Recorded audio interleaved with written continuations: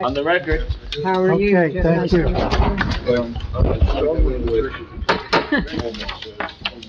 I will call this Township Council Agenda Meeting of December 7th, 2021 to order. Adequate notice of this meeting has been provided in accordance with the requirements of the Open Public Meetings Law by filing the notice in the office of the Township Clerk and by posting the meeting notice on the bulletin board at the municipal building on December 18th, 2020, where it has remained posted since that date. A legal notice appeared in the Daily Record and the Newark Star Ledger on December 22nd, 2020, and was forwarded by fax to other local newspapers on December 18th, 2020. Council meetings are videotaped and aired on Cablevision Public Access Channel 21 at 11 a.m. on Sundays, and are also available for viewing at www.parsippany.net.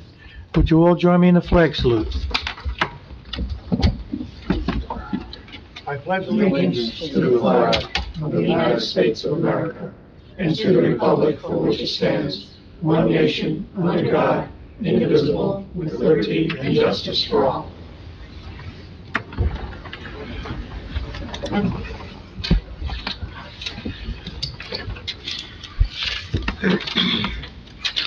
Roll call, please. Mr. Karifi. Here. Ms. Grignani. Here. Ms. McCarthy. Here. Ms. Peterson. Here. Mr. DePiero. Here. Also in attendance are Mayor Michael Soriano, Business Administrator Fred Carr, CFO Juan Uribe, Township Attorney Jim Lott, and Municipal Clerk Colette Madden. Council President, we have a quorum. You may begin. Thank you. Upcoming meetings, December 21st, 2021 at 7 p.m., our regular meeting. And item 2, the reorganization meeting and the agenda meeting, we have to discuss whether we want to have it on January 4th or January 5th. Okay.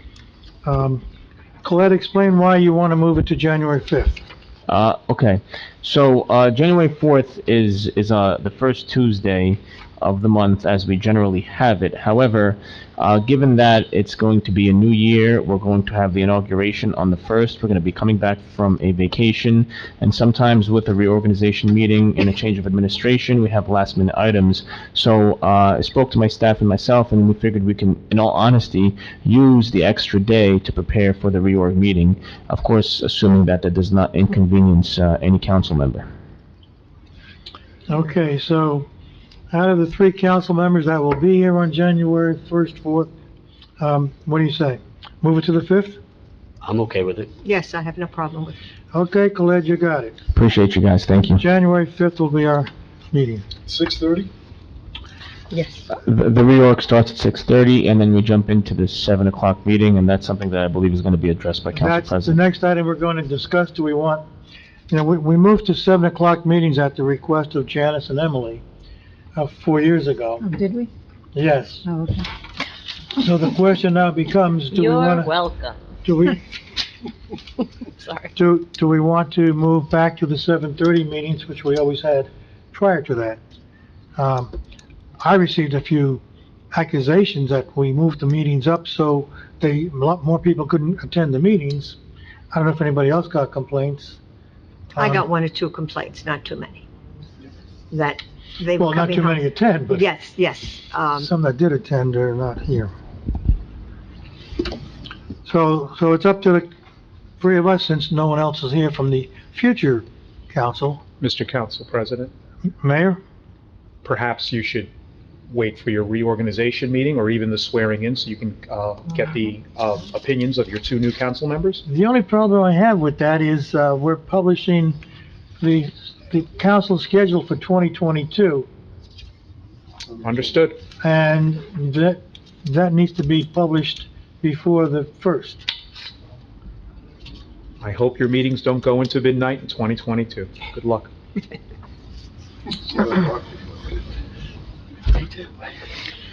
So, what do you say, council members? Move it back or leave it where it is? Well, I remember when we did have meetings 11 and 11:30. But whatever, my Yeah. fellow councilmen. I'm fine with either. I think, just in case, I don't want to have an 11 o'clock meeting. No, right, not So don't start at 11. No, we didn't start at 11. We used to start at 7:30. Didn't finish till after 11. Let's keep it at 7. So we started at 7 and we didn't finish, and finished sometimes till after. Exactly. Yes, you're absolutely right. Yeah, so it'd be a half hour late. So you prefer to right. keep it at 7, is that the feeling? I think so, yes. Yeah, I mean, that's something, we could always make an adjustment as, you know. Well, if we make an adjustment later, we have to re-advertise all of our future meetings. Correct. Which we can do. I mean, that's what you guys pay me for anyway, so. All right, we'll leave it at 7, and we'll let the full council and the new mayor help us make a decision. Good.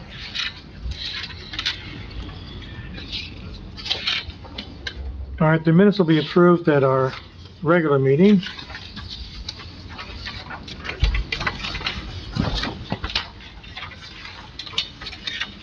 So we're up to The mayor. ordinance for, No, the oh, mayor. we're gonna go through the administration, yeah, all right. I'm sorry. Mayor, Thank you, Mr. Council President. Before I start with my meeting, I'd like to ask everyone to please rise and join me in a moment of silence. December 7th. Today is Pearl Harbor Day, December 7th, and as it's been said, a day that will live in infamy. Please join me and bow your heads in remembrance and reverence to the men and women that lost their lives defending this nation on that day, and for all of the service members that gave their lives protecting this country during that very critical time in this nation's history.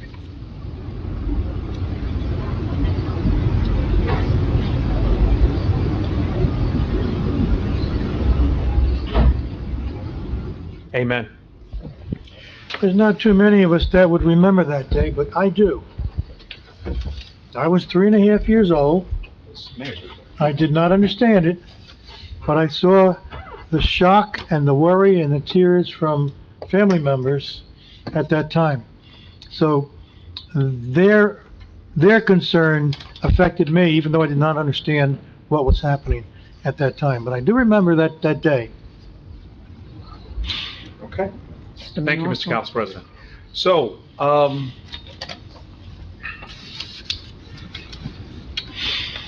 COVID cases. As of December 6th, total number of cases in Parsippany is at 5,124. That's an increase of 111 new cases in the past week. That's more than double the case count from our last council meeting, which was 51. Yes. Case numbers in Parsippany are increasing along with cases nationwide.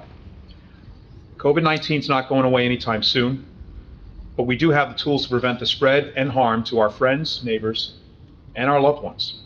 Wear a mask, practice social distancing, avoid tight crowds, ventilate indoor spaces, and wash your hands whenever possible. Rapid test kits for COVID-19 are readily available at pharmacies across Parsippany. Info on testing, you should go to covid19.nj.gov /testing, and info on vaccines, go to covid19nj.gov/vaccine.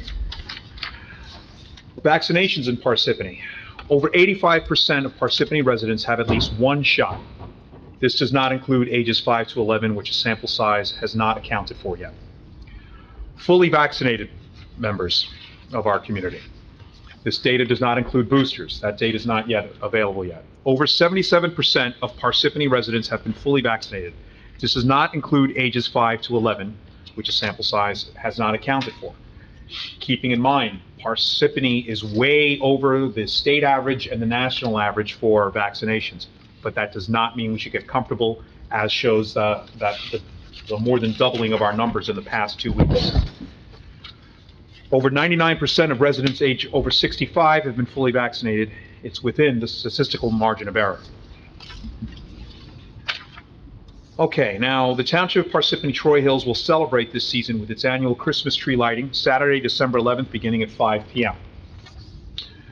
Santa Claus will arrive at Town Hall on a Township fire truck to light up the Christmas tree and Township holiday spirits. Santa will meet all the kids in attendance, so be sure to bring your cameras. Please follow Video on the Go, Channel 21, as well as the Township social media pages. to see the tree lighting on demand this weekend. We were going to have Santa Claus here inside Town Hall. We have changed that and are going to keep it outside and sheltered and socially distant, because Santa Claus himself is a senior, and is within the danger group, so we want to protect Santa, okay? Now, leaf and yard waste, that collection has been extended. Will that be changed if it rains or snows or? Santa Claus doesn't stop because of rain or snow. Yeah, but some of Most us, likely, snow, no. Rain, yes, probably, okay. okay? Because snow would just add to the charm, Yeah, that's true. okay, of Santa being there. If that Santa leaves, we're gonna put the beard on you, Michael, all right? I'm just saying, okay? So leaf and yard waste has been extended due to the late tree shedding that we had this fall. The DPW, Department of Public Works, is extending yard waste and leaf pickup for 2 more weeks until December 17th, 21. For more information, call 973-263-7273. So, the Department of Public Works is still seeking full-time employees. Now, DPW has union-represented open positions in the following divisions: sanitation and recycling, streets and roads, parks and forestry. Besides the hourly salary, let's keep in mind it's a union job, health insurance, pension, paid time off, government holidays, and more are available for those seeking employment with the township. Just go for this phone number. Interested applicants can contact the Township of Parsippany DPW or call Marge Wolk. Marge is awesome, by the way, at 973-263-7273, or email mwolk, MOELK, at parsippany.net. So we have an organization, a citizen group called the Parsippany Green Team, and they're leading a Christmas lights recycling program. Now, many of us have holiday lights that burn out or stop working over time, and many of us probably throw these in the trash instead of properly recycling them. But holiday lights are recyclable. Most of the material is. They have minimal value, but recycling them offers a more environmentally friendly option than throwing them in the trash where they end up in a landfill. The Parsippany Green Team will pick up the lights and ensure they are recycled properly. Or you can drop them off, these holiday lights, at the Parsippany Recycling Center during regular recycling hours. For more information on this program, please visit www.parsippanygreenteam.com. Now, with the winter weather slowly rolling in, it's more important than ever to be prepared for emergency situations at a moment's notice. Now, DPW, thanks to Alert Parsippany, residents can stay up to date with important notifications delivered right to your mobile phone. The Parsippany Police Department uses this service to send official, real-time alerts to the public regarding local emergencies, road closures, and much more. Alert Parsippany is free, secure, and only takes a few minutes to sign up. This is your direct link to the Parsippany Police Department's alert system, okay? So sign up now by going to www.parsippany.net/alert. The web address is right there, okay? And with that said, thank you very much for your time and attention. Mr. Council President, that concludes my report. Thank you, Mayor. Township Council, any items from the Township Council? Yeah, if I could, I just wanted to go back and, we've had people here regarding the feral cats. And so I'd like to find out if we can get some information. The program has been in effect, I think, for 3 years. So I'd like to find out what the statistics are, how the cat population has been affected.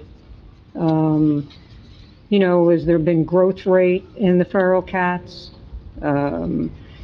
There's one study that said 71 to 94% of the cats needed to be neutered for it to be a successful program. So I'd just like maybe Heidi can come in here and give us some information about the effectiveness of the program. Because right now, it seems like some of these colonies, how many colonies do we have? Have they increased? Do we have a record of how many cats started out in a colony and how many cats are in the colony now? Because from what some of the residents who came here said, that the colony has grown instead of been reduced. So, I think we need to get a handle on exactly how effective this program is. If I may add to that, the complaints with the colony that we have complaints about, Heidi's already reported, or at least reported to me, that 90% of that colony have been trapped and neutered and returned. So we're at the 90% point of that colony. That colony.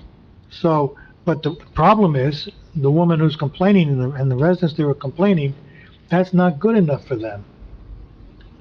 They want the cats gone now. There's only one way to get rid of the cats now, and we're not a kill shelter.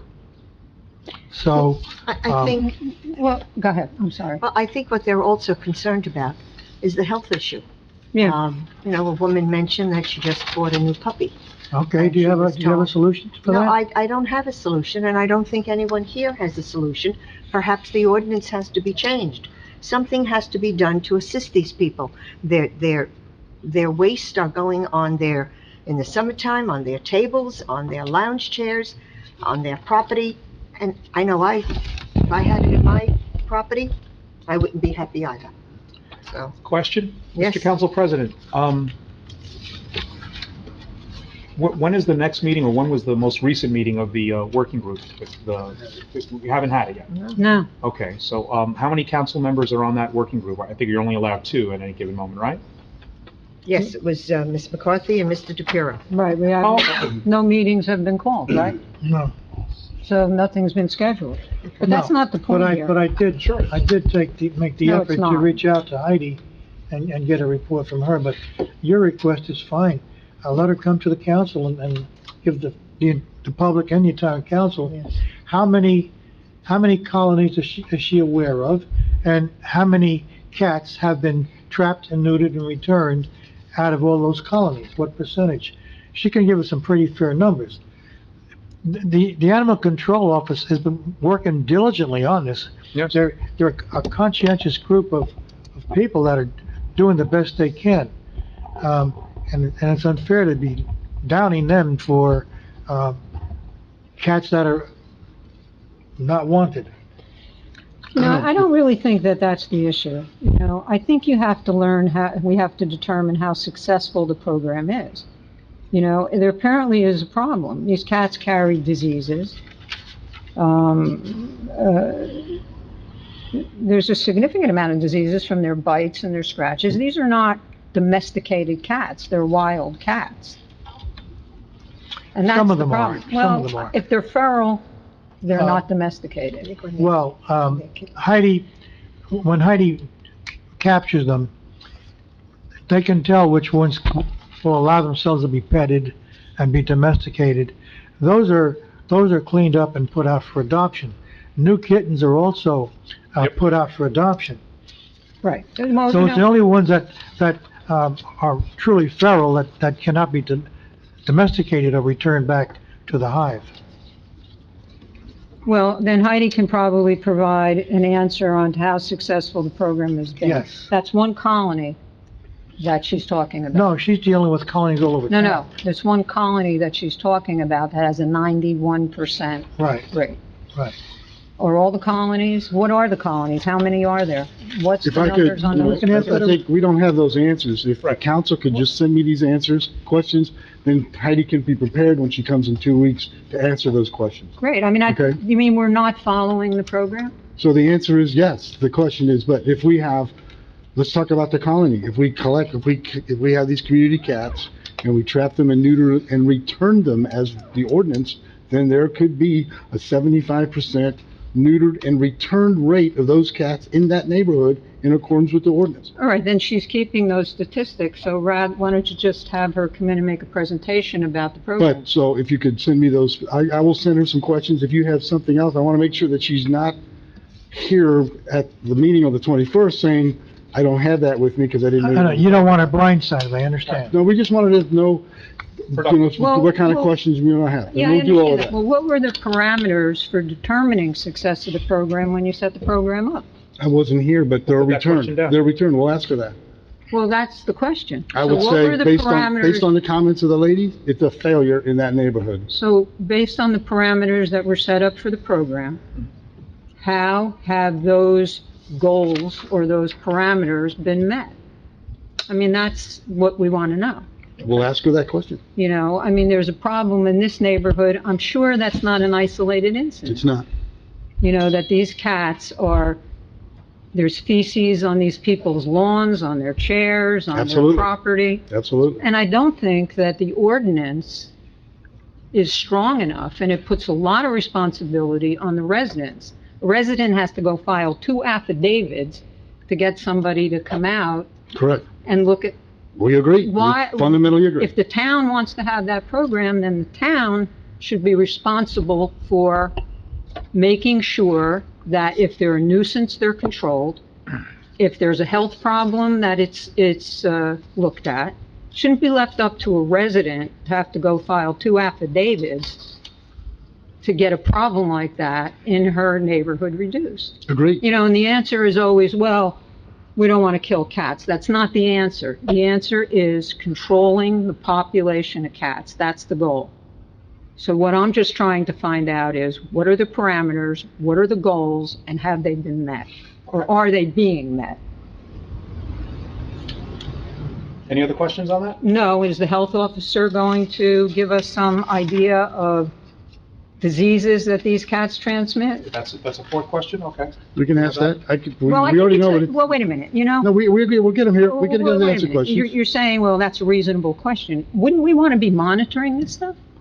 Councilwoman, we are. The No, problem- you're telling me you're not. The answer is, we have an ordinance passed by this council that requires us Right. to return the cats. Right, it just because End we of passed it- conversation. No, it's And not we the end can't. of the conversation. Yes, ma'am. We No, have to it's follow not. the law. We have to follow the law. Well, the ordinance is not a good ordinance, so maybe we can Separate take a conversation. look at it. Absolutely. We had that conversation 3 months ago. We're Right. constrained by the ordinance passed by this council. Oh, so now it's the council's. No, fault. you guys passed it. Well, that's what it I always can't winds believe- up to be. That's why we're You supposed to know? have a group to decide what to do. Right, And they set whenever, up a meeting. you we know, have lots of great ideas, but we can't Well, who was implement. supposed to set up the meeting? Council president and you are supposed to have this Is cat, that working right? Were cat you group supposed to set up the 2 meeting? months ago. It's your responsibility for these cats. No, what do you want, It's yours. you know, Heidi is not, As you a know, matter of fact, I was rather, I tried for 20 years to get a TNR program in Parsippany. And, Welcome. finally, when the prior ACO left and the new ACO came in, and we got a new mayor that agreed that we should do this, Mayor Soriano and I pushed for this ordinance together. And it was a move in the right direction. Now, is it utopia? No. No. But it did move us in the right direction. We were addressing a problem. Now, that may not be fast enough for some people. Maybe there's something else that we can do, but all our committee could do is sit down and talk to Heidi, and I did that. As your request goes, let her come and talk to the entire council and the public, and give a report. The answer to your question is, yes, statistics are being kept. She has the information. We'll let her share it with us. Yeah, well, that'll be great, because I think that the population needs to be controlled. I don't think they're being controlled by the program. That's my opinion from what I hear from different sources, that the program is not being controlled. And I don't see how it can when you don't know how many cats we had to start off with. Well- And you know, by PETA's own description of these programs, that the colonies tend to increase, not reduce, because other cats move into the colonies. So it's not so simple to say, look, we've got so many colonies, we're neutering those cats as if there's no other cats that are going to join them. The cats will go wherever there's food. As long as caretakers keep putting out food, more and more cats are going to join. Right, you know, and this That's a fact of life. I know, So- but this seems to be a program that says, well, we want to care for these cats. Has anybody looked at any studies at how these feral cats suffer out in the environment, Yes, there are studies on that. they suffer greatly. So it might make us feel better to think that they're being taken care of in colonies, but these cats suffer terribly. What's the alternative then? What is the alternative? I That's don't I'm think it's asking up you. to me, but obviously we need to find an alternative. We just can't have cats feces over people's Council member, properties. you could not be more correct if you tried, but here's the thing again. You know, that's not an answer to ask a question. The answer is we put in a program and we should be monitoring it and we should be overseeing it. Yes, you are completely correct. Now, what should get done this point forward, okay, we're gonna need the working group to make recommendations to changes in the law, and along with that law, listen, passing a law alone does not solve a problem. You need political will behind it, number one. Number two, you need funding. Okay, so appropriating money for the funding as well would be very helpful, so we could solve this issue, you know, and also the questions that you are proposing are good, but we need the working group to work and also to meet and to put together a list of recommendations that can be passed into law, so administration, existing and future, Or you need to be quicker. Did you I kill had a a bug? Okay? I'm sorry. Did you kill a cat? So, and No, I didn't. that way we can move forward. Okay, so I appreciate your concerns, but we're gonna need Heidi coming here in the next meeting, makes sense. The setup questions make sense, but most importantly, going forward for this administration and for the future administration is they're going to need a new law and new recommendations to get passed. So as you're saying, council member, we have stricter laws and that we have oversight of this, because that was not put into the law. And going forward, this CAT committee Mhm. will continue with the existing members. 3 weeks. No. No. Oh, wait a We'll minute, We're gonna wait need- a minute. We're gonna need your institutional wisdom on that committee I to will help be it along. appointing And not only you- that, if you can have two council members on there, two sitting council members, and a former council member that helps and supports, that would be important. Well, I think the cats are fine. Come Fine concerned, with me. come concerned citizen. Drop the mic. I just want to ask, Mr. Reddick, did you get the bug? Because, you know, my heart stopped over here. I just No, wanna make no, I sure. didn't. Okay. No, I didn't. It's someplace on the So I floor. guess your fire and brimstone But- runs out December 30th. But I'm All right, serious. I get it, okay. I'm gonna need some of those meds Moving on. at least. I'd be talking happy to about. work with Janice, you. There I'm you go. serious. That's I'd like what we you to wanna hear. continue on that, She's got- okay? There you go. Of All course right. she will. She is a Of course she will. concerned citizen All right. and resident. Anything else right. from the Township Council? I have something. Oh. The Traffic Advisory Committee has not held meetings because of the pandemic all this time. The libraries were closed. Now that they're open, they're only open until 8 o'clock. And so it still does not leave time for the Traffic Advisory Committee. That's what I'm gonna suggest. Yeah. Maybe we don't need to rely on the library. They meet on Thursday night. Maybe have the shutters and have the back room or something? Administration? You know how to talk to on that. Yeah, we, Are they gonna meet Christmas Eve or New Year's Eve on? Which Thursday are they gonna meet on? You know, it's like, I think it's a great idea. the Starting, clerk will be more than happy to be here. I was Yes, gonna say, absolutely. who's gonna, open the door for them? Exactly. Whatever council member's gonna be here is gonna be the one to open the door for them. Who's the Traffic Advisory Committee council member? me. There you go. Good luck, Mike. We got a deal for you. I'll show you how to turn on the lights. Okay, so we'll see if we can work a time and schedule out so that they can meet here. Yes. Thank you.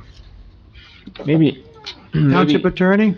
if you have them come here by 5 or even 5:30, you know, somebody could let them in, but anytime after that, if they're gonna meet like at 9 or 10, it could be a little bit of a Then issue. somebody's gonna have to give me, It depends what You- traffic's you- like. Yeah, well, Why can't you? Plus the, you know, Hard to use that. that was a good one. 7 o'clock's too early for some, so 5:30 might be terrible. I see. It's true. Thank you, Council President. I have two items on for closed session as indicated on the agenda. okay, thank you. Thank you. Business Administrator? Thank you, Council President. I have Lisa, nurse, Lisa from Exsure to talk about the township's renewal, which is on a non-consent tonight for council action. Sort of the long form of the memo that I left to the council during the council meeting on the 23rd of November. It's a yearly drill the council gets involved in after the staff goes out to the marketplace, checking for what's the best deal for our employees, their family members, and our retirees. Ms. Lisa? Hello, Lisa. Thank you for being here, Lisa. Oh, thank you for having me. I don't even think the mic's on, so you can all hear me. No, it needs to be It's on, on, so it's on. it can be recorded. On now? Yeah. All right. Is it? Sounds like it. No. I No. don't think so. Oh, she's the first person to speak, so. Now it's on. And of course, it's like higher than my face because I'm 5 feet tall. Colette, help her. There you go. There you go. Okay, so I'm Lisa Narcisse. I'm actually your insurance broker with Acrisure Insurance Agency. So we have lots of items that are up for renewal. Would you like me to go through each item, or do you want to have questions on them? Quick blurb on each one. Yeah. Okay. Let me just get there's lots of notes, as you can see. We have lots of action items going on today. So we have our first one that's up for renewal is our medical stop loss. That's your coverage that protects you from any extremely high claims, either as an individual claimant or as the company as a whole. Currently, your medical insurance is self-insured, which means you guys pay the claims, and then you also have an admin fee to rent the network, basically, which is through Merity and Aetna. That contract is not up for renewal currently. It's the protection that's up. That's with Sun Life is the carrier. We went out to market, well over a dozen carriers. There's different carriers that did quote. We have those listed within here. Our recommendation is that you remain with your current carrier. That carrier is Sun Life. And the reason being is they came in with the best option with your fixed admin fees, which are those fees that you pay to use that vendor, as well as they did not add any new lasers. Any new lasers means that if you have high claimants that you already have to pay for, that's locked in. Other carriers may say, oh, we have a high claimant coming in next renewal. You're going to not have them in the cap, but it maybe go above. I don't like those stipulations. We want to keep, your premium numbers as is, as well as the actuary numbers of what your claims potentially could be. The other thing is we negotiated a second-year cap, which means if you have a really bad year, you guys will not go over the 50% in renewal increase on year 2. So I always try to get a negotiated second year for you. You, for the last 2 years, have come in under those caps, but we would like to remain under that, and I want that protection going forward. So that's why I do recommend the Sun Life plan. Your dental insurance is up for renewal. That's also on what we call self-insured platform. You currently have Delta. You have been with Delta for a very, very long time. You've also been self-insured for a very long time, I'd say well over 15 years. We're recommending you remain with Delta. We went out to the market again. We marketed to companies like Guardian, MetLife. The one that did quote was Aetna. The reason why, although in line item it looks like Aetna came in better, Aetna is not on a self-insured platform. They offered you one, which was a fully insured platform, which means they just give you the rate. If you had a good year, they keep those savings. That doesn't come to you, and it was actually an increase. The other option they gave you was what we call the shared savings, which meant you pay a fee, so that fee looked lower than the Delta, but if the claims came in lower, you'd have to split that savings with Aetna as opposed to you absorbing those savings. The other thing is if you had a bad year and it went over what they expected, you'd actually owe in the next year. Either they tack it onto your renewal or they look for it as a premium collection. So we want to keep you as stable as possible, and I also don't think with some of the upcoming changes that changing the dental was really in the best interest of the township. And I thought that the offering from Delta, it's a 10-cent per employee increase overall per month.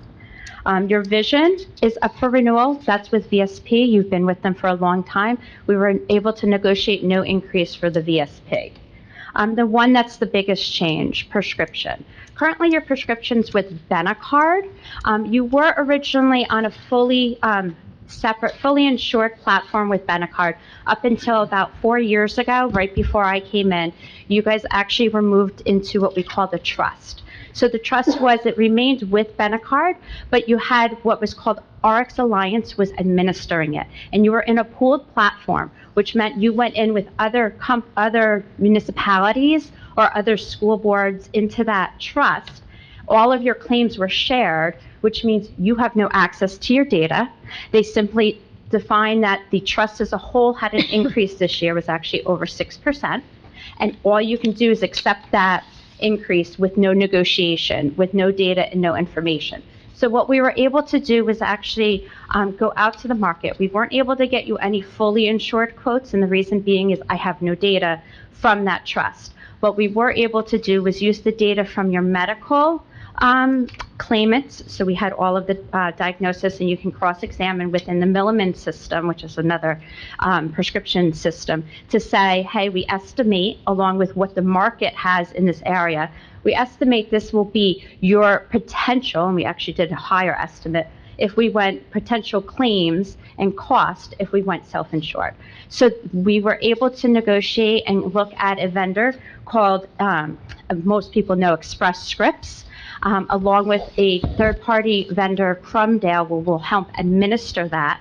And what they do is they can give us a guarantee on what we call rebates on prescriptions, which means they can go to the prescription manufacturers and get actual rebates, and you guys actually get those rebates. It doesn't go to the trust. It doesn't go to the Benecard. It comes back to you, and that's part of their job, to make sure that each of those prescriptions listed, you get that money. So what we did, we actually, on a conservative basis, were able to estimate what your premiums will be for the year.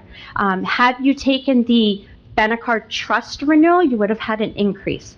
But by taking the Express Scripts that we recommend under the self-insured platform, you would actually realize just shy of $1 million savings between the renewal and what we're offering with Express Scripts. If we look at what you actually will be saving between current to this year with the Express Scripts, we're looking at least $500,000, if not more. But we're, Juan, myself, and Express Scripts kind of budgeted really on a conservative basis. We anticipate much more for you in savings. That was the high level, like, abridged version. I could give you more details on those. You will, within the budget, we put all the numbers listed. Juan did ask that we budget a little higher in purposes of having a reserve for the prescription. So your overall budget on all of the benefits would look like approximately a 4% increase overall. You may realize greater savings than that at the end of the day. There is a line item that shows you what you get back from your stop loss. Reimbursement listed, as well as what you get back from what we call RDS. So that's for those members that are Medicare eligible. You guys are giving them benefits. Those are primarily retirees or people that are over the age of 65 still employed. You get money back from that program as well. It's approximately $50,000, if not more, a year that you get back on that program too. On that program, is that some secondary insurance? That's what they cover? So right now, what we do is we send it over to Benecard, all of the files, and what they do is they look at the prescription, they send it over to Medicare, and Medicare CMS actually says this is what the township gets back and cuts them a check. My agency actually pays for those services at the moment, and it's approximately $5,000 a year we pay for that service on your behalf. So does the employee, is that get covered when they're retired? They're still under this program? Yes, so the RDS is reimbursement to you guys for providing the prescription coverage instead of them having to go and get Medicare Part D. There's nothing that really goes back to the employee or the member. It's just that they still have their prescription card and they're made whole. It's that you guys are providing that on behalf of the member, and it's coming from CMS and Medicare, that amount of money. Now, a lot of these, you know, when you look at it, are you got one bid.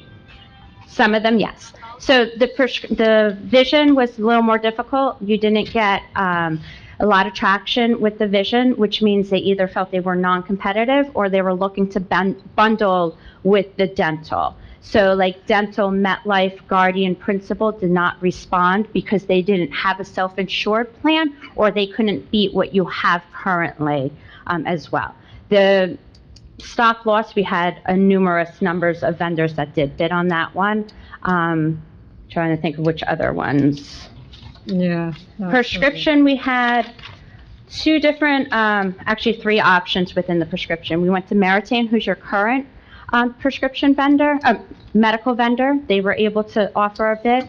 And then we also went to Enginex, was able to offer a bid within the Crumdale oversight as well. Their savings and what we go by is what you would save on those prescriptions is the breakout, as well as any admin fees. And Express Scripts was still the better of all of those. How do these benefits affect the employees? Is there a change for them, or there increases? The only thing, there's two things that will change. All their co-pays will remain same, that's equal to or better within the contracts, but they will get new ID cards that will be Express Scripts. They will also have the Parsippany logo on them. We actually do have a fair tomorrow where members will be educated with this change should you choose tonight to pass it. The other thing that we always, and it typically happens January 1 anyways, is members who either A, have mail order will have to reset up their mail order, and we'll be giving them their instructions because I'll hold Zoom meetings and open enrollments. The retirees, I have to send letters, out to them. As well as anyone who has a prior authorization will have to be renewed with the Express Scripts because the behind-the-scenes info from Benecard cannot be carried over to Express Scripts. Two reasons. One, Benecard is within a trust. We don't have access to that information. And two, it's a PHI violation for Benecard to send another vendor the member's prescription prior authorization information. And all the pharmacies, Express Scripts is a nationwide vendor. You guys probably all have heard of them, and all the pharmacies in this region accept Express Scripts. So there's no increase to the employee for? No. Do you have like a concierge service for associates who need, sorry, my company, for employees who need help moving their pre-authorizations from one? So it'll be twofold. We have direct representatives, which actually the administration has been speaking with on a bi-weekly basis. We've been having calls, probably more access than we have in the past. Oh, there's the bug. With dedicated representatives, and while my agency remains in place, you'll still have access to myself and Susan, and I actually now have a new employee page as well. And Susan will be here tomorrow as well. All of your employees know her very well. Okay, thank you. So my only concern will be, should the transition occur January 1, there may be, if there's a change in any agency partners within the township of who handles your benefits, there may be a disconnect with the services that will be rendered during that transition. I do not know. And can you talk a little bit about the change on how retiring, the family members, the spouse and dependents of retiring employees are being handled? So for members that currently retire? Yes. If the member is under 65, the spouse and dependent remain on their plan. If on the medical plan and the prescription, if the member's over 65, you currently do not have a Medicare Advantage plan that would separate them, so they still remain together. If the ex or former employee or retiree does pass away and they are under your contract that allows for surviving spouse benefits, then the spouse becomes the employee and dependents would remain on the plan as well. So is there a scenario in which an employee would reach a qualifying age, go into Medicare, and their spouse or dependents who until that day were eligible by virtue of the employee going to Medicare, the spouse or dependents are no longer eligible? So only your PBA currently allows for retirees to remain on the plan past age 65. If the other retirees who are not eligible for past 65 coverage turn 65, that retiree goes on to Medicare. Medicare, I would recommend, and I have representatives that can handle an Advantage plan on their behalf. But depending on the contract, if the contract says there is the spouse and dependent come off when the former employee does, then they are allowed 36 months of coverage because the qualifying event is Medicare, so they would be allowed COBRA. However, normal COBRA says 18 months, but because the qualifying event is Medicare eligibility, they are entitled to 36 months then. And what is the out-of-pocket COBRA cost compared to the paycheck withholding that Oh. the family would have been used to? Significantly, I don't have the breakout But for it is each. significant. Significantly different, yes. So if we have we have an employee who Employee turns- equals associate, we'll say. Yeah, okay, sorry. We have an employee who turns 65, but Mhm. their spouse is 55. Mhm. They have to pay out of pocket a significant increase for 36 months, and at the end of that 36 months, the gap between 58 and 65, they're on their own? Correct. Unfortunately, they would have to either look on the individual market, depending on their income. There is subsidies for that, or they would have to find coverage with their own employer if it's offered, or, yeah, they would have to, I would suggest the individual market at that point if they don't have employer coverage. So and there is no option for an employee who reaches the age of 65. They have no choice but to go to Medicare. That is your current contract, yes. Only the PBA allows for over 65 coverage. And that's also, I think, was a financial decision by the township. Yeah, and that's drives a lot of decisions in a lot of places. It's not unique to here. Would it be an unreasonable ask to pull age of employees and spouses who this may affect in the next 36 months? Yeah, we can run a Because file. I don't think we need to, if no family is affected, then I'm not sure that we need to make a deal out of this. However, it does not sit well with me that someone would have no choice but to leave our system after serving us for however many years. And the answer is, yep, their family is SOL. So, Those are mine. No. Those By are all mine. means, we can pull that report. The only thing I would say in terms of contracts, your contracts spell out, you'd have to go and redo contracts or wait for them to be up for renegotiation. To add for any unions, you can add for township employees who aren't in a union, but I would, from the legal side of it, you'd have to deal with the contracts. So, Business Administrator Carr, can you talk about how this affects the non-union employees of the township? Excuse me. So you probably heard the term used, Councilwoman, equal to or better than.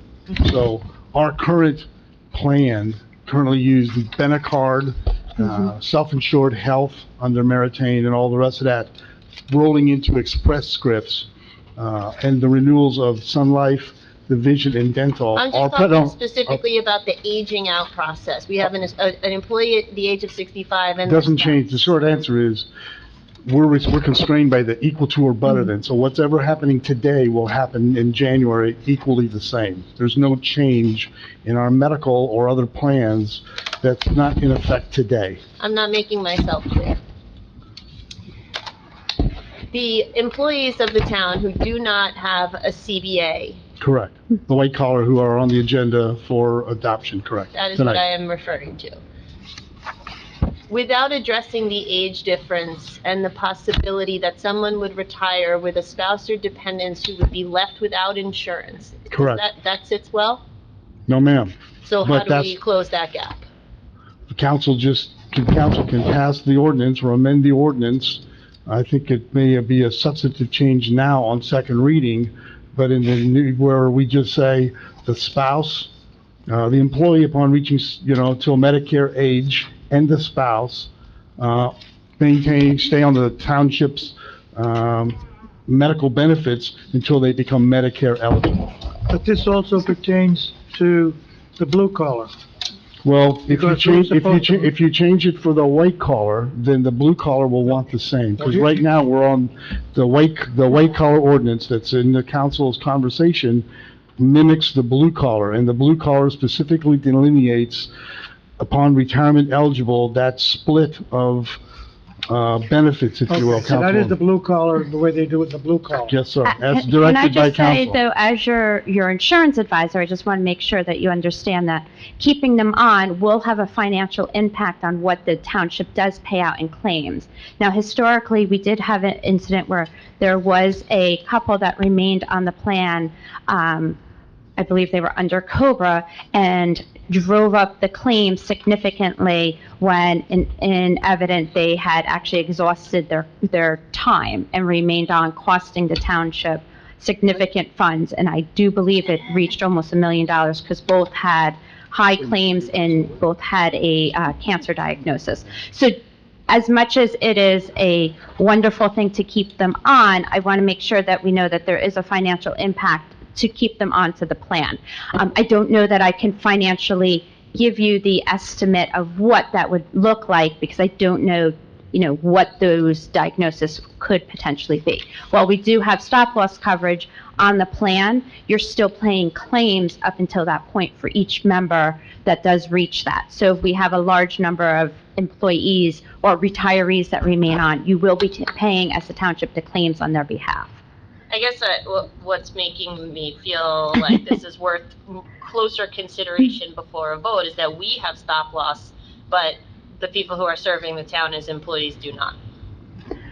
Well, yeah, they don't have the continued coverage after their age, their retirement until age 65. Right. That doesn't sit well with me. Mhm. Is this up for a vote tonight?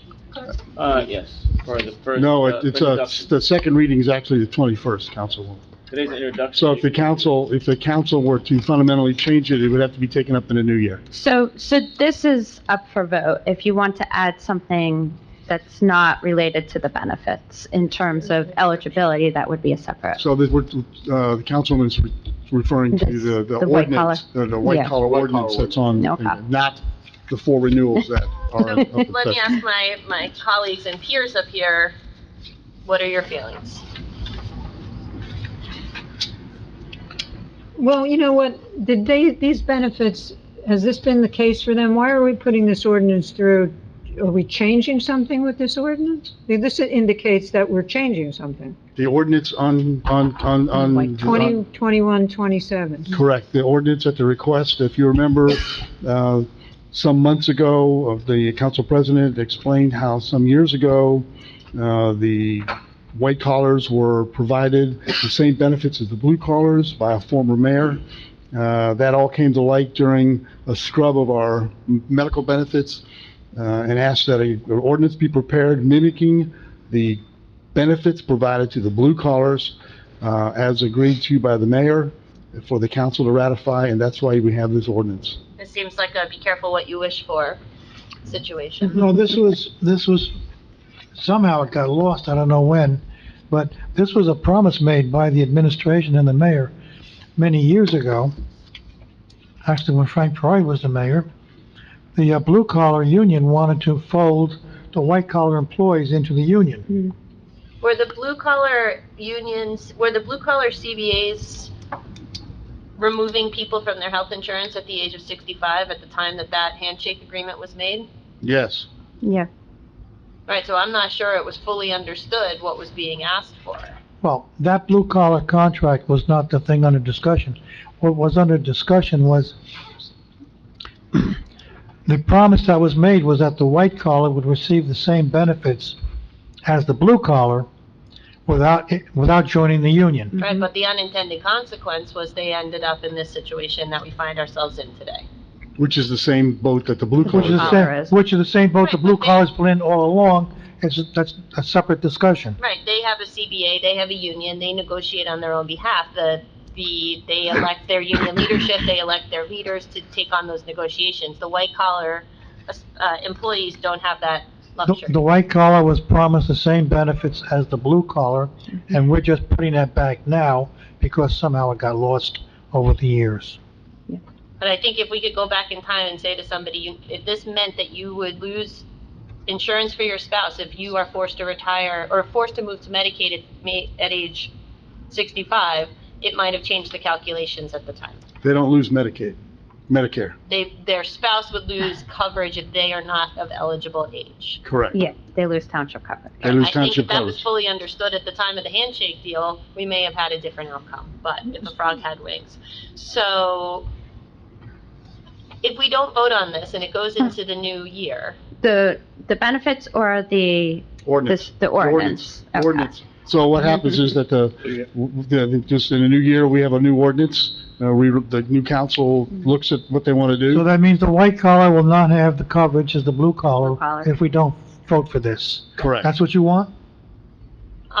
my intention here is to protect the white collar families from losing the benefit when their spouse who has served the town turns 65. So white collar, I don't believe currently has coverage past 65. It's only the PBA that does. The PBA and the blue collar, the white collars do not. The white collar, this ordinance is going to bring the white collar employees Over to to the the same blue level of collar. the blue collars so that Yep. it'd be consistent. Those holes in the blue collar contract were rolled over to the white collar ordinance, if I use the word. Yep. And this is what everyone wants.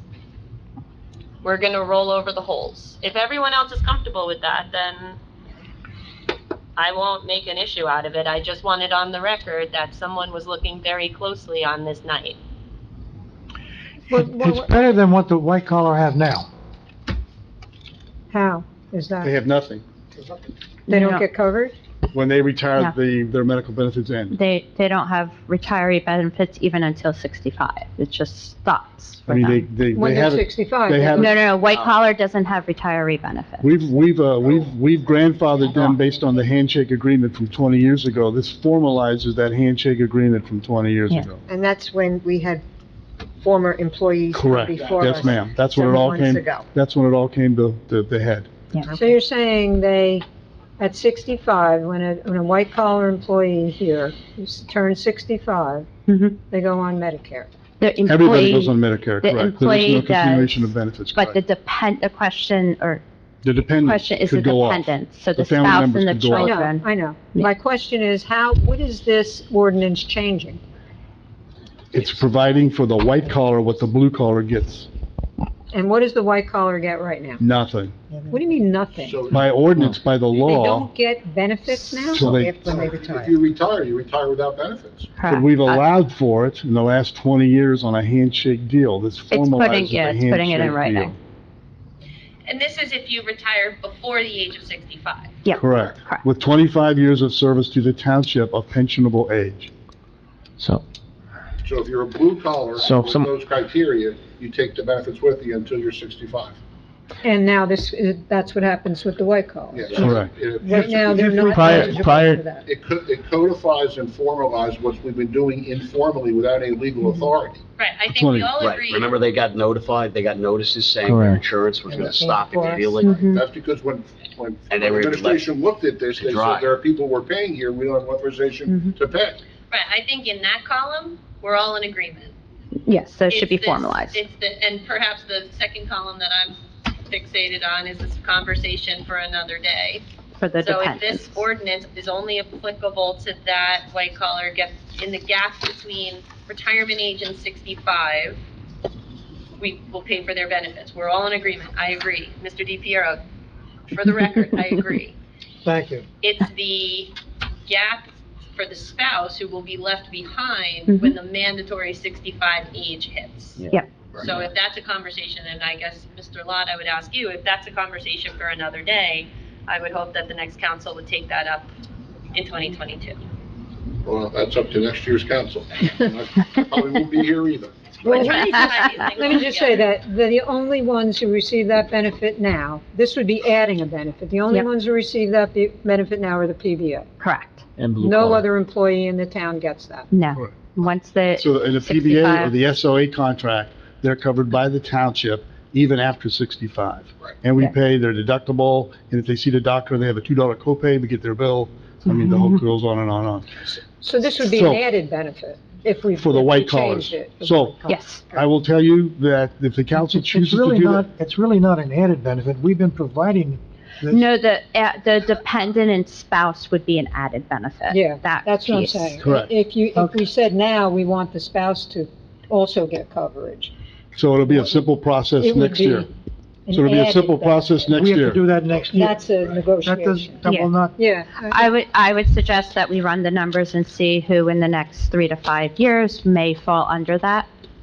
So maybe you have an idea of the population. We could maybe look at, as a generalized, how much in claims that may look. If we take the average of claims maybe and multiply it by those spouse and dependents. So you have a full picture of how many people we're talking about and what the potential financial impact is.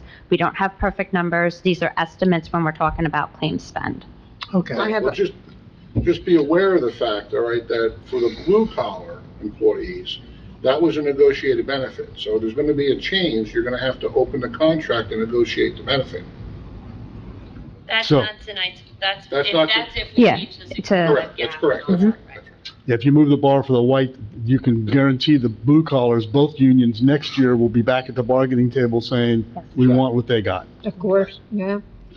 So we can provide that number. That's, that actuarial table is, common information with regards to who could be eligible and what that could cost the township, next year. I have a question. Sure. When you went out for these bids, was COVID taken into account?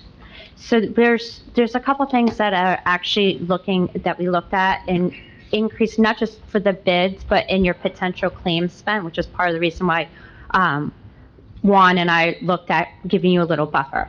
So yes, COVID actually has a good 5 to 7% trend is what we're talking about. And that is looked at forward. We're also looking at, we saw increasing claims we're talking across the country around cancer claims. We're seeing cancer claims where people would have seen wellness and caught things early. We're seeing them now in stage 3 and 4, so we estimated that into the increase as well as we're seeing now an uptick currently. There may be a drop-off, forward depending on the COVID, but a big uptick in elective surgeries where people may have put off, having shoulder surgery or knee surgery, and that's included in the potential claims moving forward as well, which is a reason why instead of you seeing a negative, which potentially in claim spends with the change in prescription you would have seen on the numbers, the budget has a little bit more estimate higher with the 4% budget number for those claims. Thank you. Yeah. Thank you, Lisa. Great job. I hope I didn't overwhelm you with too much. No, thank you. Thank you, Very Lisa. helpful. So Nice now job, to Lisa. say that, now you know what my conversations with Lisa and Juan have been for the last 3 months on a daily basis. So that's how we got to where we are tonight. Thank you, Council. Council President, if there are no questions, I have no further comments. Okay, thank you. Township Clerk? No report, just a quick suggestion that when it comes to the engineering report, because it is an agenda meeting, we just review it instead of read it into the record, and we'll read it next We'll meeting. read into the record at the next meeting, yep. That was my intent. Thank you, Council President.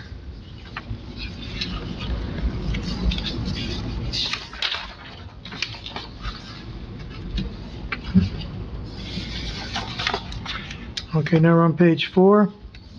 Ordinance for introduction. No, We're Council down to bottom President. of 3. Public hearing. Bids. Bids. The bids, we went to bids. Any update on my warehouse? Oh, announced the bids taken. Okay. Bids taken, 12/2/21, well development series, wells 13 and 21.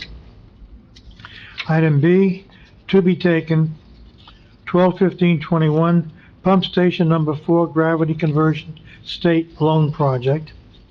And item 3, 12/17/21, Craftsman Farms log house kitchen restoration and annex rehabilitation. That's the rebid. Okay, now I'll entertain a motion to open to the public. Make a motion. Second. Motion made by Mr. Karifi, seconded by Ms. Peterson. Roll call, Mr. Karifi. Yes. Ms. Grignani? Yes. Ms. McCarthy? Yes. Ms. Peterson? Yes. Mr. DePiero? Yes. Floor is open. Nicholas Homiak, Blake, Hiawatha. Perhaps for the next council too, there's a movement right now for local governments to protest federal tax policies. And, for example, equitable taxes for all citizens. And we see an example here tonight with health care. So our tax system actually lacks a spiritual value. And health care is the greatest example. You take 1/10 of our present defense spending, 1/10 of it, we would have enough money for every citizen to have health care paid for with the taxes we pay already, and probably for at least 2 years of college education. So these problems that affect local governments and all, there really should be dealt with. We're victims of what should be being dealt with on a higher level. And this trickle-up stuff, it's absurd, and the whole republic is upside down. But I'm going to find out if the next council wants to at least participate in this protest of the present tax policies. 58 of the Fortune 500 companies pay zero taxes. So that's just one example. We talked about Pearl Harbor today, the defeat of Nazism, fascism, and all the war we were drawn into. There's also another great catastrophe, a corporate industrial, I guess you could say, crime that happened on December the 2nd, 1984, and that's Bhopal, India. And I'm surprised in a community with so many East Asians that there's no voice for that.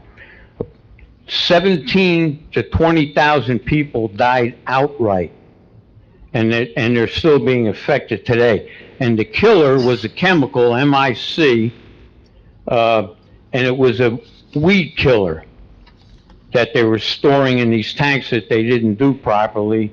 And Union Carbide probably spent more money trying to defend themselves from what they were guilty of than just answering to the accident that killed all those people. And I think that shouldn't be forgotten, because 20,000 people died instantly from a weed killer, and Parsippany is still using Roundup in its parks. They're using it on Knoll Golf Course.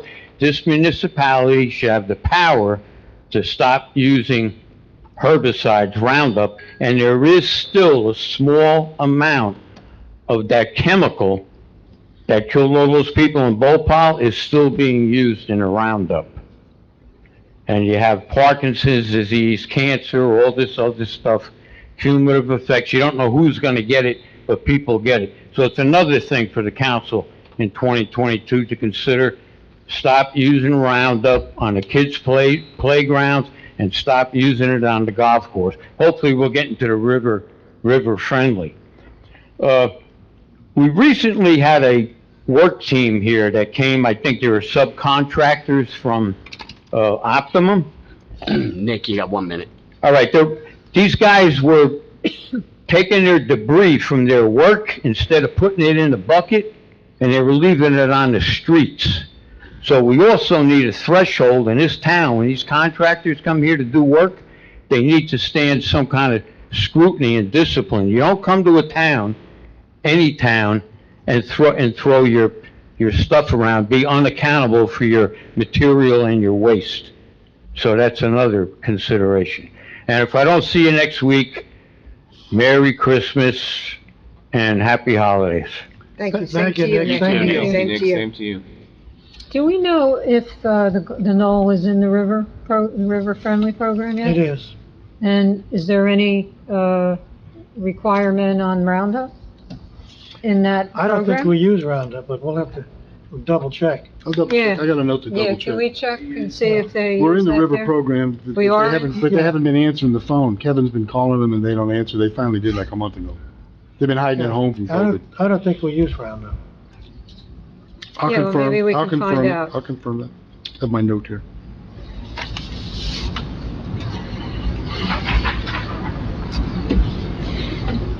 You're up.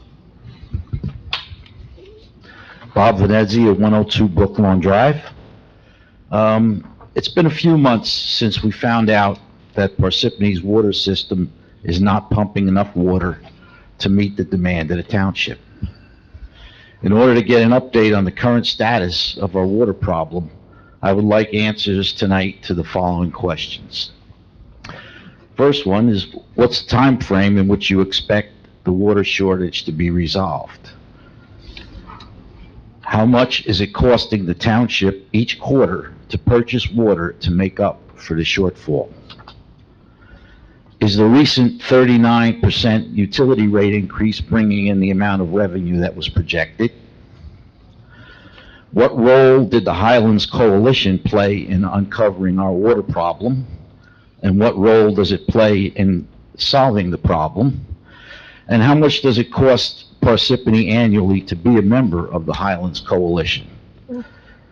Does the state-appointed special master for affordable housing still have the final say on new real estate development in Parsippany?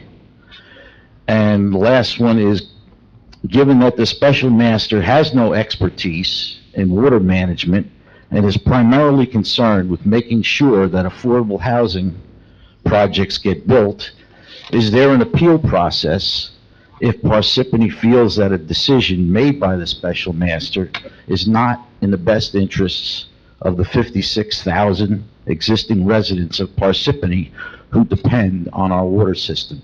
And I'll repeat as necessary, if you need any of them to be repeated, but I would like to hear. Bob, if you just email me those?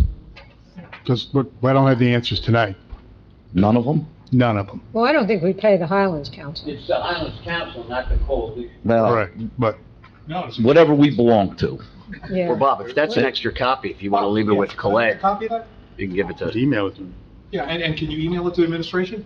Or just give it to me. Whatever you want with it. Thank you. When would they get answered? We don't know how much we spend on water a quarter? Yes, I do, but not tonight. You don't know tonight? No, ma'am, sorry, I think I left that notebook in my office. No? One? I'm trying to remember, pull it from my head, but I can't have the. No, the question is not how much money do we pay for water, but how much do we pay to make up for the shortfall that Bob was talking about that we don't have? We don't have a shortfall. And isn't there some, Jim, wasn't there some, when we talked about affordable housing, the water issue would come up, wouldn't it? Right, the water issue isn't that the township isn't pumping enough water, right? It's a little more complex than that. It's the fact that we have what's called a firm capacity problem, which is a DEP planning metric that's used to determine how much water the township needs on a theoretical basis. It's basically 3 times the estimated flow of the use. And when our water department looked at our firm capacity, this gets reported to DEP, and they determined that we were starting to bump up against our firm capacity limitation. That required us then to go to court as part of the affordable housing settlement to advise the special master and the judge and all the interested parties in the affordable housing litigation that we were beginning to run up against our firm capacity cap. That required the special master then to impose an order that says that all the affordable projects get served first under something known as a scarce resources order. So the scarce resources order remains in place, all right, until such time as we undertake our corrective actions to increase through well rehabilitation. We recently negotiated a new deal with Jersey City to purchase more water. Until such time as our well rehabilitation program is complete and we reach the threshold, and I don't know what the threshold is, I have to go back and take a look at the documents, all right? We can then go back to the special master and have him lift the order. So there is a restriction on building based on water capacity. There's a restriction based on water capacity. Now, It's always been my understanding that the restriction is placed upon us because they're not allowing us to pump more water out of the ground. It's not that we don't have any water, it's a restriction on how much we're allowed to pump. It's a combination of that, right? So we have a rate that we pump against, all right, with a firm capacity limitation as to how much we can continue to withdraw. And then, the water department was here and we explained that we needed to rehabilitate, all right, and redevelop some of our wells in order to increase the production capacity of water. Now, that has curbed some of the non-affordable housing development. For people who are currently connected to the water system, all right, those properties can continue to be repurposed and redeveloped, but they can't exceed what they currently use today in terms of water capacity. And there's an exception for small projects, which are projects that are under 1,500 gallons a day. Yeah. Would you know? No, we're done with the public portion. just had a simple question. No, you can't. That's not. Wait, we just gotta close. We haven't closed the public portion yet. What's your question? The Suez Water Company has just been taken over by that large French company, it begins with a V, now I'm forgetting the name. Do you think that they will incur higher costs to the water? You know what company I'm talking about, I bet you. I don't think we're purchasing any water from Suez. We purchase our water from Jersey City. They're owned by. Suez But they manages Jersey City Right, Water. but they manage it. Our contract is Yeah. with Jersey City. That's right. Right. Right, So but Suez manages No, but we- for Jersey City. Right. But I think the question is, if the French company raises the rates for Jersey City, will Jersey City in turn raise the rates for us? They'll pass through the rate to the township. Sure. Well, Perrier costs more. All right, seeing no one else come forward, I'll entertain a motion. Make a I motion. have a question, sorry. Can we close the public first? Yeah. Second, Hold on, wait. Paul has the first. If you had, there's something called. We need a vote on the close the Oh, I'm public. sorry. Motion made by Mr. Karifi, second by Ms. Peterson. Roll call, Mr. Karifi? Yes. Ms. Grignani? Ms. Yes. McCarthy? Yes. Ms. Peterson? Mr. DePiero? Yes. Okay, go ahead, Ms. McCarthy. Maybe this isn't the forum for it. I was gonna talk about the stormwater utility, they'll either pay a fee for, would that be helpful in this? And then the town can make some money on it? Well, I think it would be helpful in a different way, all right? I guess about 2.5 years ago, Governor Murphy signed legislation that allows municipalities to create municipal stormwater utilities. And that allows the municipality, upon the enactment of an ordinance, to assess a fee based on the amount of impervious surface that a particular property may have. And that fee can be paid annually or, Was that called the rain tax? Or quarterly. Yeah. Yeah, some people refer to it as the rain tax. Yeah. Now, the money collected from that would be then, dedicated to stormwater and flood control improvements. Yeah, Just what we need, another tax. Right. well, it's not a tax, I think Calling it it a would rain be, tax does not disassociate it altogether. We're not into name calling. This is actually something done to manage stormwater problems, which we have serious issues with in Lake Hiawatha and in the Hills of Troy Neighborhood Association. Serious flooding issues. And, this could have provided funds to take care of that. But, go ahead, call it a rain tax. but my point is that, this would be more applicable to businesses, wouldn't it? I mean, they have these Right, parking so lots it that nobody depends- uses. Right, so it Well depends, said. it depends on how the ordinance is written. Right. I mean, it could be written in such a way that, residential properties, except maybe for large driveway expansions, would be exempt from it. Yeah, I mean, because, you see in these commercial buildings, they don't use so much of, even the malls, don't use so much of the impervious surface, the parking spaces. If they would cut down on that, and maybe, Then we have to change some other ordinances because our ordinances in town require so many parking spaces for so many square feet of office space. So those parking spaces are there because of the office space that it was built for. Right. And perhaps if we had the sidewalk network that people were begging for, we wouldn't have to have so many parking spaces, so. Yeah, you know, I think that there's a real opportunity to look at that because they're not using them. And as we see, there's less people coming into these offices. I mean, a lot of these companies are gonna work 2-3 days a week. Maybe, So, you know, maybe our ordinance need to maybe be we need brought to up to tailor date. down Absolutely. the number of parking spaces per square foot Yeah, that we have now. yeah. If- Well, you're on the planning. Yeah, board. I think the plan, the township planner has actually looked at that, because Oh, yeah? I think that some of the parking ratios, in her opinion, I'll let her speak for herself, are probably excessive. Yeah, they were look set. They were set in many cases back in the 70s. Yeah, When offices were growing. Correct. yeah. Right. Well, The there's not, pandemic has changed the number of commuters we have now. Absolutely. Maybe we all need a second look at that. Right. yeah, good idea. Next. Let's go. Okay, now we're on to ordinances Okay. for introduction. Ordinance 2021-32, ordinance authorizing a special emergency appropriation in the amount of $1,038,975 for the payment of contractually required severance liabilities resulting from the retirement or termination of employees in and by the Township of Parsippany-Troy Hills in the County of Morris, New Jersey. Be it resolved that the above ordinance be introduced and read in title and passed on the first reading at a meeting of the Township Council of the Township of Parsippany-Troy Hills held on December 7, 2021, and that said ordinance be further considered for second reading and final passage at a meeting to be held on December 21st, 2021 at 7 p.m. prevailing time, or as soon thereafter as the matter may be reached, at the municipal building in said township, in which time all persons interested shall be given an opportunity to be heard concerning said ordinance. Be it resolved that the clerk be authorized and directed to advertise said ordinance with a notice of introduction thereof being published in the official newspaper according to law. Can I just ask, is this normal? Do we borrow to pay severance?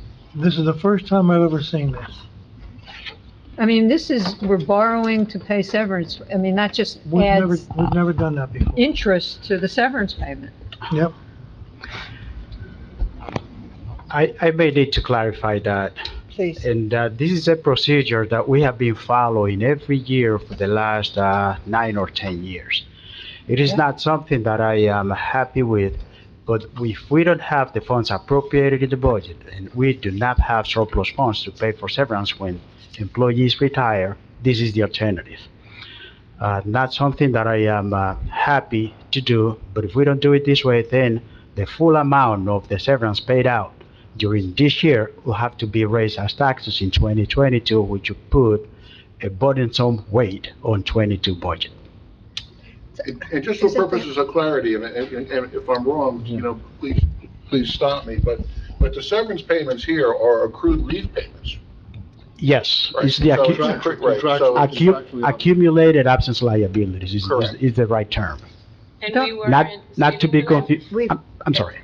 And we've never put money aside to Reserves, yeah. reserve to try to accommodate some of these retirees? That is exactly the point, that we haven't had 5 years.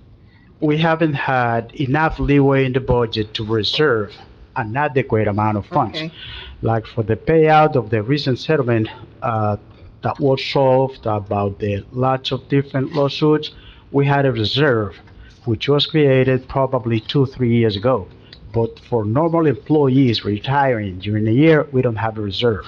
For the first time in 2021 budget, we appropriated initially $250,000, but that needed to be cut down to 150 as part of the development of the budget when we couldn't come up with the right solution of tax rate and all of those other factors. Right. So the purpose is going forward to appropriate an amount there if the budget allows. Right, and some of the PBA members that are retiring, years past, I remember it was over a period of perhaps 5 years, are the ones that, the gentlemen or the ladies that are retiring at this time, are they not asking for that 5 years? They want that money that they're entitled to, they want it up front? Yes, We're paying them over a number of years. Yes, They're not getting it all at once. We always pay it off in 5 years. Okay, and we still have an amount of over $1 million. Yes, could council get, they should have gotten In fact, a sheet that looked like this, a chart that showed. In this Yeah. package? yes, it's, like Yeah, we the got I fifth, remember, I remember getting it. fifth sheet from the bottom of it. Yeah, I remember. And Yes. that this is just the part of the analysis that we are funding with this ordinance. All right. There's a much larger amount. All of the retirees is about $1.6 million. So we find some economies in the budget and provided funding in 2021 budget, provided the payout from there. But for the remainder, we have to issue the special emergency note. And if I'm looking at this table correctly, that last column, amount due in future years, we're gonna carry forward $400,000, give or take, and add that to whoever makes it to this table next year. Yes, exactly. So then let me understand that. In the past, we reserved for this and now we're borrowing for it.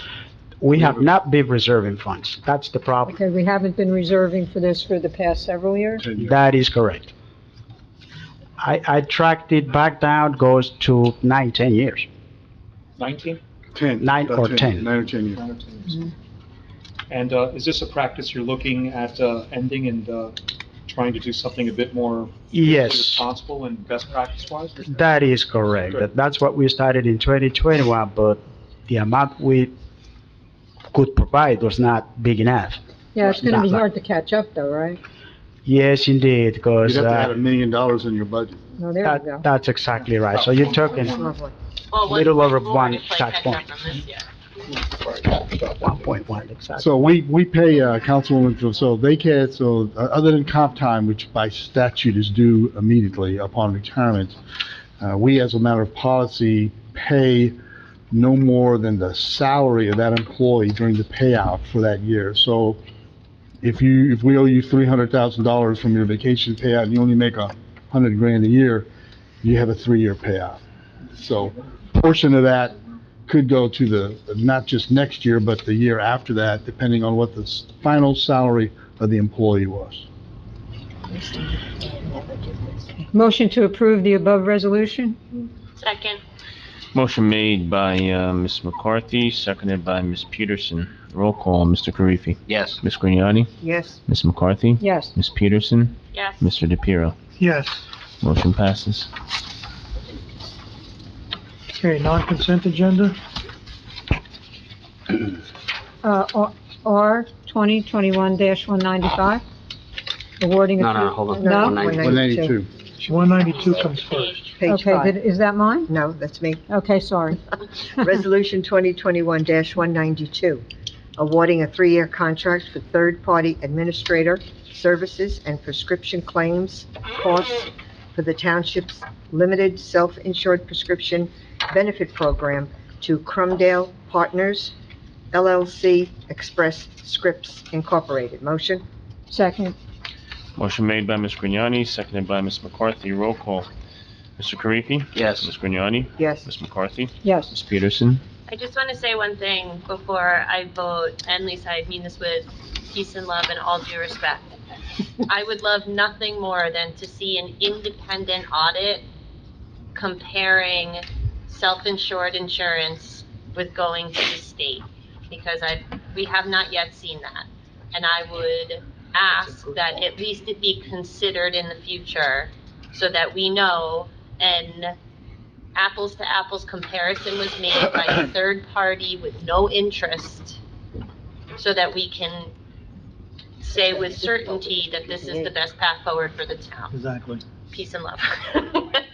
Yes. So she's gonna have to stay too. No, Mr. DePiero? absolutely not. That's going to be a bit, Pardon? He's waiting for your vote. Your vote. Oh, yes. no, I was, okay, never mind. Well, what Loretta and I were surmising back here is it would be difficult to go back to the state plan because the golden parachute that the PBA has in their contracts, the state doesn't have those anymore. And that would be part of the comparison. So And in order for us to go back to the state, the PBA would have to lower the benefits that they get today. Or we provide Good luck some- on trying to get that. Or we provide some sort of bridge coverage to make up the deficit. You'd But I have to have think in the- you'd have to have a secondary plan, yes, ma'am. So we would have a secondary plan to provide equal to or better than what they already have. And I think in the short term, we would have the secondary plan. In the long term, I'm not saying it's the right answer. I'm saying we never saw the data compiled by an independent agency to say, this is a no. It may very well be a no. I'm asking to the consideration be given rather than just dismissed out of hand. We're going to have to add more chairs to this council because I think the ladies are going to have to stay. Thank you, Loretta. Change of government to Senate. Okay, R 2021-195, awarding a 2-year contract. No, Janice, you're Oh, not behind. again, I'm dying to hear this. I know, right? I'm not a math major. R 20, I'm just gonna start before you keep cutting over. R 2021-193, awarding a contract for medical stop loss insurance services and medical claims costs for the township. Limited self-insurance health benefit insurance program. Motion to approve the resolution made by myself. Second. Motion made by Mr. Karifi, seconded by Ms. Peterson. Roll call. Mr. Karifi. Yes. Ms. Grignani. Yes. Ms. McCarthy. Yes. Ms. Peterson. Yes. Mr. DePiero. Yes. Motion passes. Resolution 2021-194, awarding contract for employee dental insurance services on a self-insured basis to Delta Dental for the 2022 year. Motion to approve the resolution above. Second. Motion made by Ms. Peterson, seconded by Mr. Karifi. Roll call. Mr. Karifi. Yes. Ms. Grignani. Yes. Ms. McCarthy. Yes. Ms. Peterson. Yes. Mr. DePiero. Yes. Motion passes. Now, R 2021-195, awarding a 2-year contract with VSP for vision care benefits. Motion? Second. Motion made by Ms. McCarthy, seconded by Mr. Karifi. Roll call. Mr. Karifi. Yes. Ms. Grignani. Yes. Ms. McCarthy. Yes. Ms. Peterson. Mr. DePiero. Yes. Motion passes. R 2021-196, authorized transfers between budget appropriation. Motion. Second. Motion made by Ms. Grignani, seconded by Ms. McCarthy. Roll call. Mr. Karifi. Yes. Ms. Grignani. Yes. Ms. McCarthy. Yes. Ms. Peterson. Yes. Mr. DePiero. Yes. Motion passes. Approval of payroll and bills list. CFO Juan Uribe recommends authorization for payment. Authorize payment of the 12/10/21 regular payroll estimated at $1,600,000. Page 8. Payment of bills from voucher list 12/1/21 through 12/3/21, estimate totaling $2,703,741.90. Motion to approve the authorization for payment made by myself. Second. Motion made by Mr. Karifi, seconded by Ms. Peterson. Roll call. Mr. Karifi. Yes. Ms. Grignani. Yes. Ms. McCarthy. Yes. Ms. Peterson. Yes. Mr. DePiero. Yes. Motion passes. Before we move on, I just have a quick question on the consent agenda. Item number 5 is a resolution, which is that the same as ordinance 2021-32? Yes, ma'am, it's a resolution authorizing the ordinance. Oh, That is correct. And the reason it's on the consent is because you're going to adopt it after the second reading. Got it. Correct. Right. Okay, executive session, resolution, whereas the Open Publics Meeting Act, BL 1975, Chapter 231 permits the exclusion of the public in a meeting, from a meeting in which certain circumstances presently exist. I have it memorized, it's not there. And whereas, oh no, it's in the next line, God. Take my chair back, Loretta. Okay. And whereas the Township Council is of the opinion that such circumstances presently exist, and whereas the Township Council wishes to discuss, 1, attorney-client privilege litigation, Knoll West Country Club LLC, Rafael Flores versus the Township of Parsippany-Troy Hills, Mayor Michael A. Soriano in his official and individual capacities, and John and Jane Doe's fictitious persons to be identified later. And 2, attorney-client privilege litigation, Township of Parsippany-Troy Hills, State versus Nader, UCC penalty enforcement action. And whereas minutes will be kept, and once the matter involving the confidentiality of the above no longer requires confidentiality, the minutes can be made public. Now therefore be it resolved by the Township Council of the Township of Parsippany-Troy Hills that the public be excluded from this meeting. Motion to adjourn in the closed session. Second. Motion made by Ms. Peterson, seconded by Mr. Karifi. Roll call. Mr. Karifi. Yes. Ms. Grignani. Yes. Ms. McCarthy. Yes. Ms. Peterson. Yes. Mr. DePiero. Yes. And just to announce to the public, before we go into a closed session, there will be action after this meeting, potentially. Correct. Yeah, they will. Oh, yeah, because we've got to approve having the minute. See you guys in 2 weeks. All right. That's right.